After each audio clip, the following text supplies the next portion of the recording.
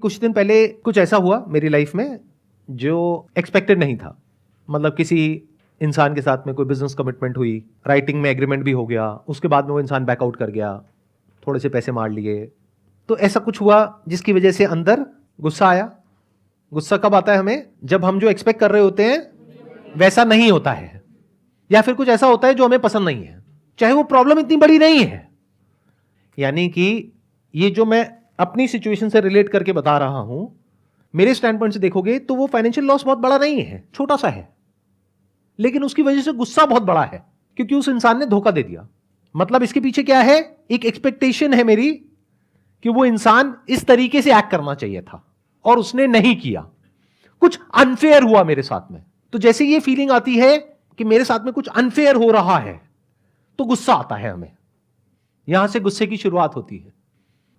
अब इसको आराम आराम से देखना क्या होता है, मैं आपको बिल्कुल एग्जैक्ट बताता हूं। ब्रेन के लेवल पे आप सबके साथ में ऐसा होता है, बट आप कभी बैठ करके इस चीज को ऑब्जर्व नहीं कर पाते हो। मैं मतलब डेली आप मान के चलो आधा से 1 घंटा 2 घंटा बैठता हूं और वहां पर बैठ करके आराम से ऑब्जर्व करता हूं कि मेरी ब्रेन में क्या चल रहा है। तो मैंने क्या देखा कि ब्रेन में बहुत ज्यादा प्रेशर क्रिएट हुआ पड़ा है। मतलब एक एनर्जी है जो बहुत तेजी से चल रही है और उस वक्त मन कर रहा था कि किसी भी तरीके से इससे मैं फ्री हो जाऊं। मतलब उस टाइम पे उस सेंसेशन को कंट्रोल करना वाज नेक्स्ट टू इम्पॉसिबल। तो मेरा मन क्या कर रहा था कि उस इंसान को फोन मिलाऊं और अपने अंदर की जितनी भड़ास है सारी निकाल दूं। बट मैंने क्या किया, ये करने की बजाय I sat with that sensation और मैंने उसको देखना शुरू किया और मैं देखता रहा नियर अबाउट आधा पौना घंटे तक, और उसके बाद में वो धीरे धीरे डिसॉल्व हो गई।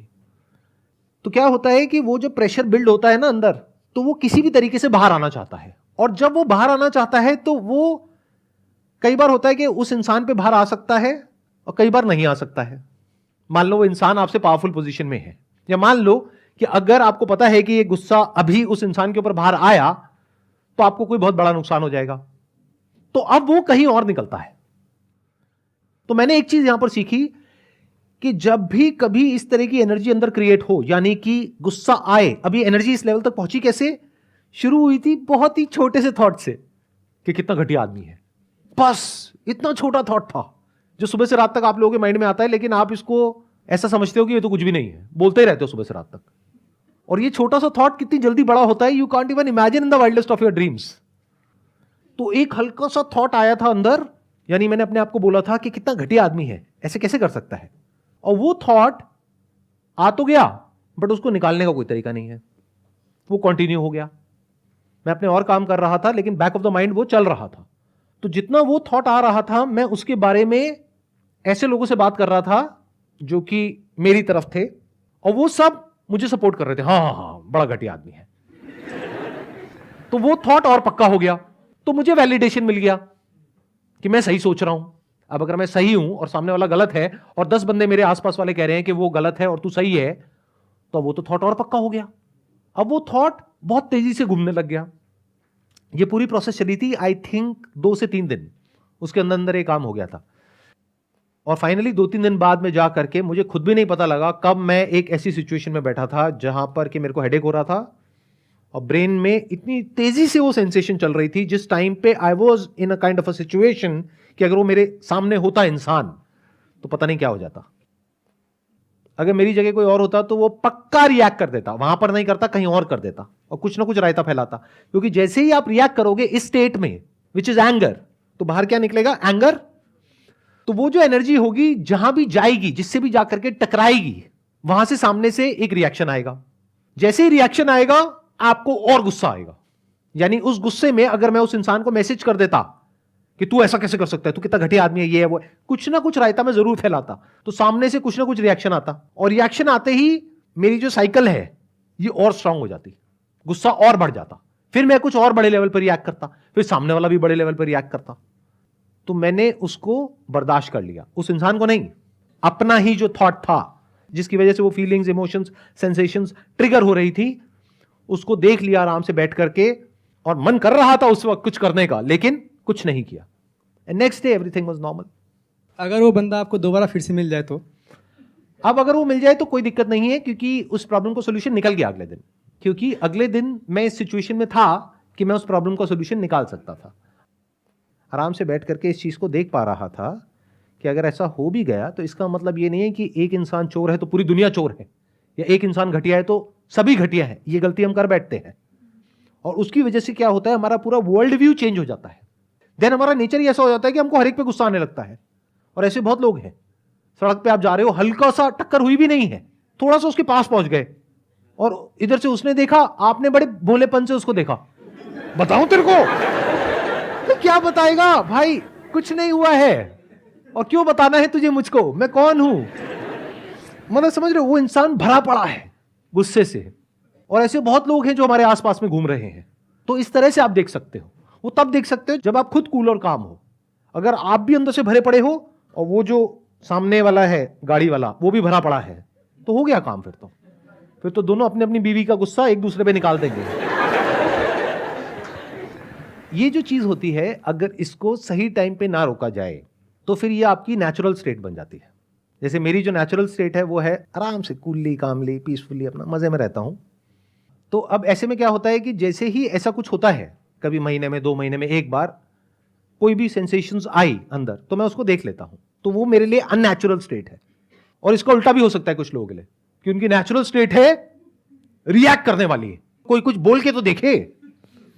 जैसे मैंने कुछ हस्बैंड वाइफ को देखा है, इस तरह का रिलेशन होता है, कभी साथ में बैठे हुए हैं, जरा सा मतलब दोनों एक दूसरे की वेट कर रहे हैं, कुछ बोल तो सही तू।